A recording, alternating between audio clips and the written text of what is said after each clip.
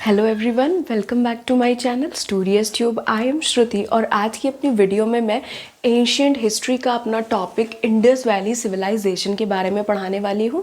Indus valley civilisation यानी कि सिंधु घाटी सभ्यता के बारे में हम लोग पढ़ने वाले हैं। और ये जो हमारा टॉपिक है ये वेरियस कॉम्पिटिटिव एग्जाम्स के पॉइंट ऑफ व्यू से बहुत ही इंपॉर्टेंट है, तो मेक श्योर कि आप ये वीडियो पूरा देखें।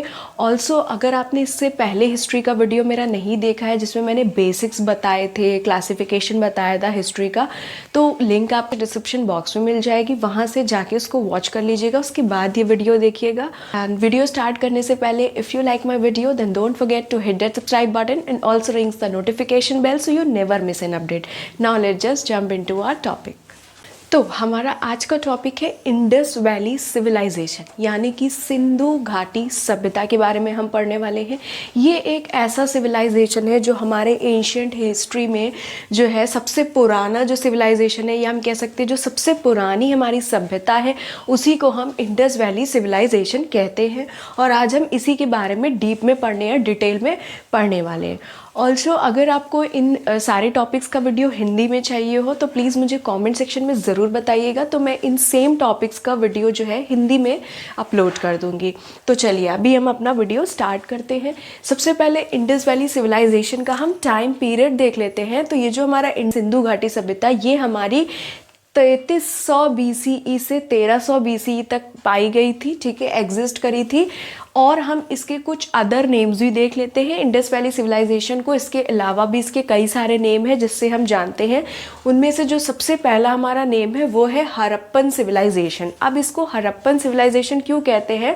क्योंकि जो इंडस वैली सिविलाइजेशन है इसकी जो बहुत सारी साइट्स हैं उनमें से जो सबसे पहली साइट है, या हम कह सकते हैं जो सबसे पहली सिटी है, वो हड़प्पा पाई गई थी। इसी वजह से इस सिविलाइजेशन को हड़प्पन सिविलाइजेशन भी नेम दिया गया है, ठीक है। नेक्स्ट हमारा जो नाम है वो है Indus Saraswati civilization. Indus Saraswati civilization इसलिए कहते हैं क्योंकि जो ये पूरी सिविलाइजेशन है, ये जो पूरी सभ्यता है, ये इंडस बैंक पे जो है, इंडस रिवर के बैंक पे जो है पूरी लोकेटेड थी, सिचुएटेड थी। दैट्स वाई इसको जो है वो इंडस सरस्वती सिविलाइजेशन कहा गया है। सरस्वती भी इसलिए कहा गया है बिकॉज जो सरस्वती रिवर है वो भी इस सिविलाइजेशन के अंडर आता है। नेक्स्ट है हमारा सिंधु सरस्वती सिविलाइजेशन के नेम से भी हम इसको जानते हैं। सिंधु जो है ये इंडस रिवर को ही हम कह सकते हैं, दैट्स वाई इसको जो है सिंधु सरस्वती सिविलाइजेशन भी कहा जाता है। नेक्स्ट है हमारी ब्रॉन्ज एज सिविलाइजेशन। इसको हम ब्रॉन्ज एज सिविलाइजेशन भी कहते हैं क्योंकि जो ये टाइम पीरियड था, इस टाइम पीरियड में जो टूल्स होते थे या जो भी जितनी चीज़ें होती थी उसमें ज़्यादा से ज़्यादा जो है वो ब्रॉन्ज का यूज़ करते थे लोग। दैट्स वाई इस सिविलाइजेशन को ब्रॉन्ज एज सिविलाइजेशन भी कहा जाता है। नेक्स्ट हम अपना नेम देख लेते हैं, तो वो है साउथ एशियन सिविलाइजेशन। क्यों कहते हैं? क्योंकि ये हमारे वर्ल्ड के साउथ एशिया पार्ट में पाई गई थी civilization, that's why it is called the South Asian civilization. तो हमने कौन कौन से नेम देख लिए इंडस वैली सिविलाइजेशन के? पहला था हमारा हड़प्पन सिविलाइजेशन, ठीक है, Indus Saraswati civilization, Sindhu Saraswati civilization, bronze age civilization, South Asian civilization. Also इसको जो है वो अर्बन सिविलाइजेशन भी कहते हैं बिकॉज ये एक अर्बन टाइप का था। दैट मीन्स जो चीज़ें थी यहाँ की, जो भी फैसिलिटीज़ थी, बहुत ज़्यादा वेल डेवलप्ड थी। दैट्स वाई इसको जो है अर्बन सिविलाइजेशन भी बोलते हैं। नेक्स्ट हम देखते हैं कि it is the earliest known urban culture of the Indian सब कॉन्टिनेंट। जो सबसे पुराना जो कल्चर था जो हमारे इंडिया में पाया गया है वो अर्बन कल्चर, सबसे पुराना जो अर्बन कल्चर था वो ये हमारा यही सिविलाइजेशन था जो कि हमारे इंडियन सब कॉन्टिनेंट में पाया गया था। दैट इज़ वाई ये क्या है, ये एक अर्लीस्ट नोन यानी कि सबसे पुराना जो अर्बन कल्चर है इंडियन सब कॉन्टिनेंट का वो हमारा यही है। और ये अर्बन कल्चर है, दैट्स वाई इसको अर्बन सिविलाइजेशन भी बोलते हैं। नेक्स्ट हम इसकी लोकेशन की बात कर लेते हैं। तो ये हमारे इंडियन सब कॉन्टिनेंट के सेंटर पार्ट में आता है, ठीक है। It is located in the centre of the Indian subcontinent covering the parts of modern India and Pakistan. तो अभी जो इंडिया और पाकिस्तान के कुछ पार्ट्स हैं उसको कवर करते हैं, यानी कि अगर हम अभी की लोकेशन के हिसाब से देखें तो ये इंडिया और पाकिस्तान के कुछ कुछ पार्ट्स को कवर करता है। नेक्स्ट हम देख लेते हैं, ये जो सिविलाइजेशन था इसमें इसकी जो है एक रिटन लैंग्वेज, इसके पास एक रिटन लैंग्वेज थी, यानी इस सिविलाइजेशन के पास अपनी रिटन लैंग्वेज एक थी, जिसको जो है अभी तक हम पढ़ नहीं पाए हैं। अनडिस्क्राइब्ड मतलब होता है जिसको अभी तक हम निर्धारित नहीं कर पाए हैं, ठीक है। और जो है ये जो थी इसको 1924 में जॉन मार्शल, जो कि डायरेक्टर जनरल थे ASI के, उन्होंने इस सिविलाइजेशन को डिस्कवर किया था। तो किसने किया था? 1924 में जॉन मार्शल, जो एक डायरेक्टर जनरल थे हमारे ASI के, उन्होंने इस सिविलाइजेशन को डिस्कवर किया था। नेक्स्ट क्या है कि इसकी जो ड्रेनेज सिस्टम थी या जो एग्रीकल्चर प्रैक्टिसेस थी, ट्रेडिंग थी, ये सब बहुत ही ज़्यादा अच्छी थी, ठीक है। तो ये इसके फीचर्स में आ जाते हैं। तो हमने अभी क्या क्या पढ़ा? फर्स्ट तो हमने ये पढ़ा कि ये कब से कब तक एग्जिस्ट की थी। तो ये 3300 BCE से 1300 BCE तक एग्जिस्ट करी थी। इसके कुछ अदर नेम्स हैं जो कि यहाँ मेंशन है, आप नोट डाउन कर सकते हैं यहाँ से, ये इसके अनदर नेम्स है। नेक्स्ट हमने ये पढ़ा कि ये जो इंडिया का जो सब कॉन्टिनेंट है उसमें सबसे पुराना जो अर्बन कल्चर है वो इसी का था। इसकी लोकेशन की बात करें तो ये इंडियन सब कॉन्टिनेंट के सेंटर पार्ट में आता है, और जो है ये अभी प्रेजेंट के अगर हम देखें तो इंडिया और पाकिस्तान के कुछ पार्ट्स को कवर करता है। नेक्स्ट इसका फीचर देखें तो ये जो सिविलाइजेशन था इसके पास एक अपनी रिटन लैंग्वेज थी, बट इसको हम अभी तक के पढ़ नहीं पाए हैं या हम इसको अभी तक के निर्धारित नहीं कर पाए हैं। नेक्स्ट है कि ये 1924 में जॉन मार्शल, जो कि डायरेक्टर जनरल थे ASI के, उन्होंने इस सिविलाइजेशन को डिस्कवर किया था। नेक्स्ट हम देख लेते हैं कि यहाँ का जो ड्रेनेज सिस्टम था, यानी कि जो नाली वाली होती है, उसे बहुत ही ज़्यादा वेल कवर्ड, बहुत अच्छा सा, बहुत ही वेल मेंटेन ड्रेनेज सिस्टम था। ऑल्सो जो इनकी एग्रीकल्चर प्रैक्टिसेस थी, जो ट्रेड था, वो सब भी बहुत ज़्यादा ही अच्छा था।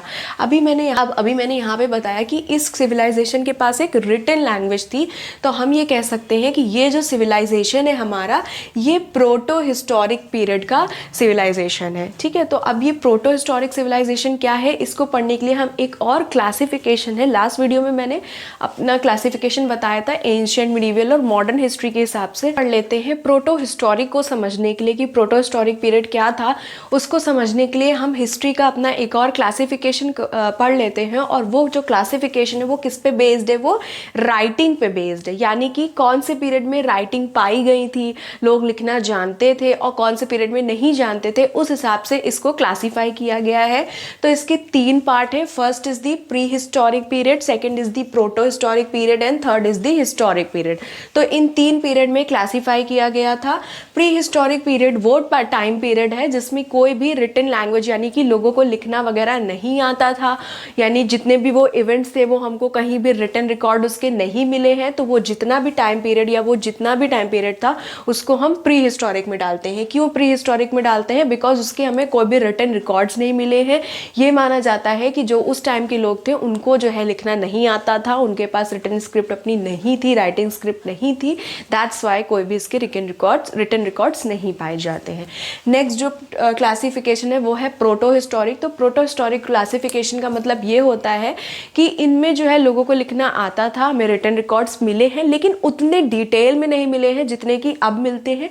यानी कि लिखना आता तो था लेकिन बहुत ही मतलब लिमिटेड था, ठीक है। ये नहीं हम कह सकते कि जो इवेंट्स थे, जो स्टोरीज थी, वो बहुत ही डिटेल्ड वर्जन उसका या डिटेल्ड रिटन रिकॉर्ड हमें उसका नहीं मिला है। तो वो ऐसा टाइम पीरियड जो आता है वो प्रोटो हिस्टोरिक का आता है। दैट्स वाई ये जो हमारा इंडस वैली सिविलाइजेशन है ये प्रोटो हिस्टोरिक टाइम पीरियड का जो है एक सिविलाइजेशन है, बिकॉज इसमें रिटन रिकॉर्ड्स तो हमें मिले हैं बट वो जो है अभी तक हम पढ़ नहीं पाए हैं इस तरीके के रिकॉर्ड्स हैं।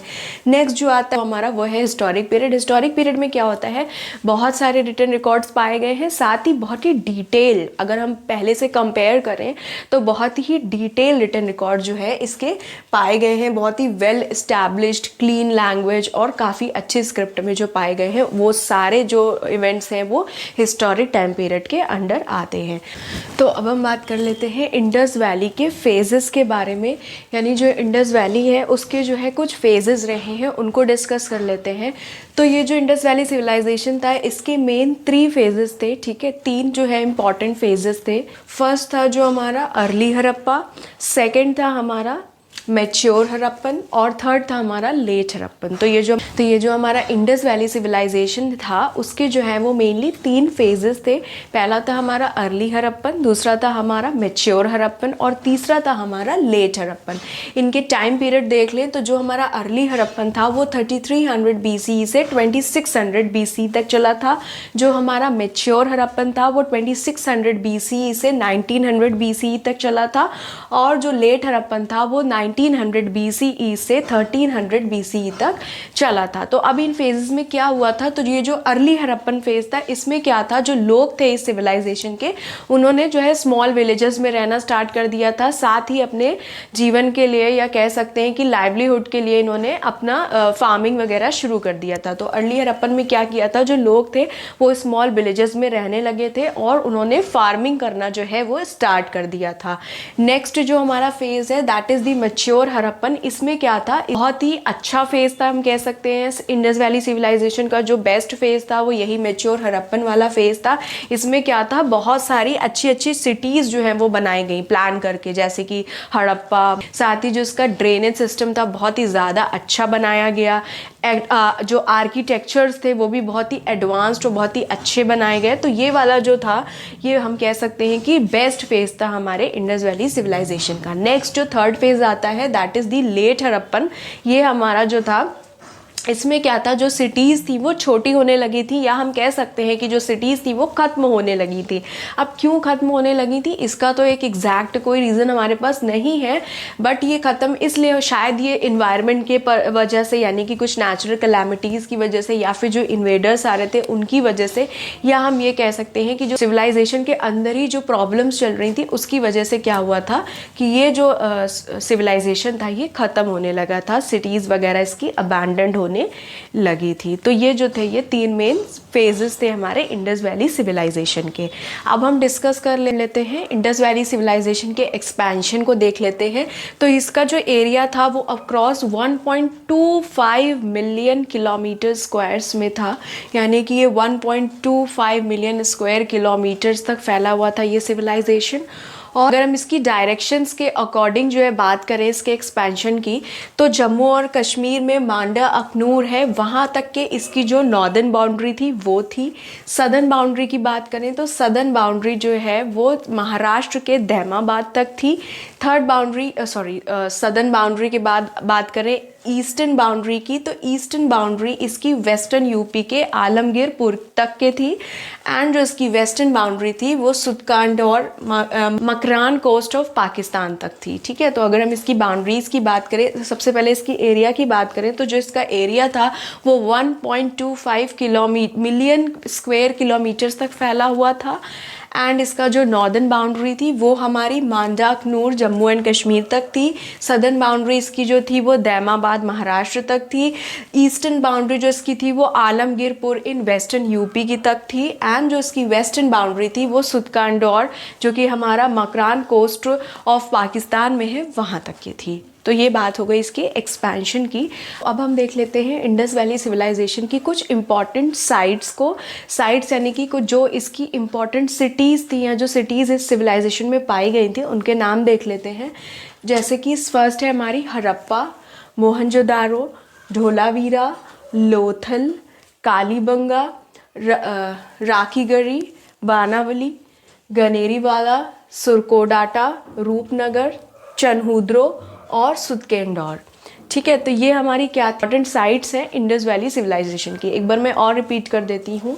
हड़प्पा, मोहनजोदारो, धोलावीरा, लोथल, कालीबंगा, राखीगढ़ी, बानावाली, गनेरीवाला, सुरकोडाटा, रूपनगर जिसको कि हम रोपार भी बोलते हैं, चनहुद्रो और सुदकेंडौर।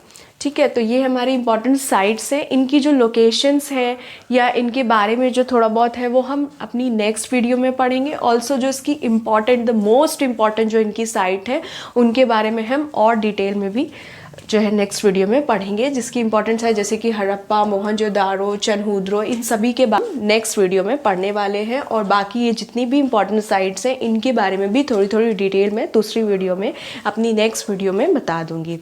और अगर आपको मेरा आज का वीडियो अच्छा लगा हो तो प्लीज़ इसे अपने फ्रेंड्स फैमिली के साथ शेयर करिएगा, वीडियो को लाइक करिएगा और चैनल को सब्सक्राइब करिएगा। ऑल्सो मुझे कमेंट सेक्शन में ज़रूर बताइएगा कि आप और किन टॉपिक्स पे वीडियोस देखना चाहते हैं, और अगर आप इन्हीं सेम टॉपिक्स की वीडियो हिंदी में चाहते हैं तो भी मुझे कमेंट सेक्शन में ज़रूर बताइएगा, मैं इनका हिंदी वीडियोज़ भी अपलोड कर दूँगी। Thank you so much for watching.